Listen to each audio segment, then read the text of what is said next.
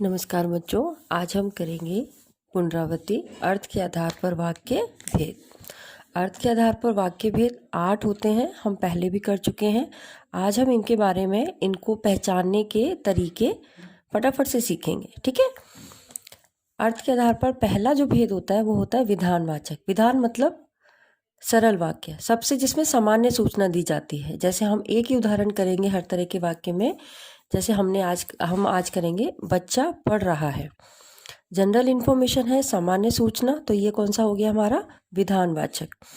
दूसरा होता है निषेधवाचक। निषेध मतलब जहाँ पे नहीं आ गया, कोई भी काम जो नहीं हो रहा। इसी को उदाहरण जैसे हम देखते हैं कि बच्चा नहीं पढ़ रहा, तो ये कौन सा हो जाएगा निषेधवाचक। तीसरा होता है आज्ञावाचक। जहाँ पर आज्ञा दी जाती है या अनुमति दी जाती है या प्रार्थना की जाती है, यानी आज्ञा लेना या फिर आज्ञा देना। जैसे हम इसी में बोले कि बच्चे जाकर पढ़ो, तो यहाँ पे हम उसको आज्ञा दे रहे हैं, तो ये कौन सा हो गया आज्ञावाचक। चौथा है विस्मयवाचक, यानी जहाँ पे हम किसी भी तरह से हैरान हो जाते हैं, हम बहुत ज़्यादा खुश हो जाएं, बहुत ज़्यादा दुखी हो जाएं, या हमें बहुत ज़्यादा घृणा आए, वो हमारा क्या हो जाता है विस्मयवाचक। जैसे यही उदाहरण अगर हम करें तो इसमें विस्मयवाचक कैसे बनेगा, अरे बच्चा पढ़ रहा है, यानी कि हम हैरान हो गए, तो ये कौन सा हो गया विस्मयवाचक। अगला है प्रश्नवाचक।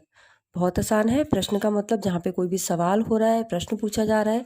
जैसे उदाहरण इसी को लेंगे हम, क्या बच्चा पढ़ रहा है, यहाँ पे हमने सवाल पूछा है, तो ये कौन सा हो गया प्रश्नवाचक। अगला है इच्छावाचक।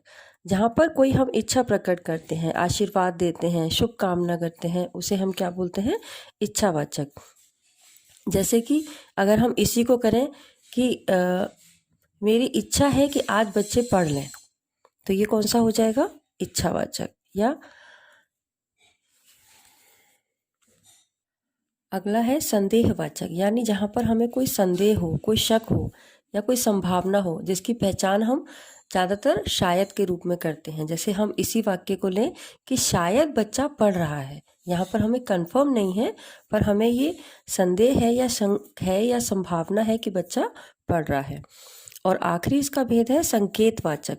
संकेतवाचक में हमेशा दो काम हो रहे होते हैं और एक काम दूसरे पे निर्भर करता है। जैसे कि अगर बच्चे पढ़ेंगे तो पास हो जाएंगे, ठीक है। तो इसमें हमेशा दो वाक्य होते हैं और एक दूसरे पर वो निर्भर कर रहे होते हैं। जैसे इसकी पहचान यही होती कि अगर ये होगा तो वो होगा, अगर ऐसा होगा तो वैसा होगा। तो इस तरह के जो वाक्य होते हैं वो संकेतवाचक हो जाते हैं।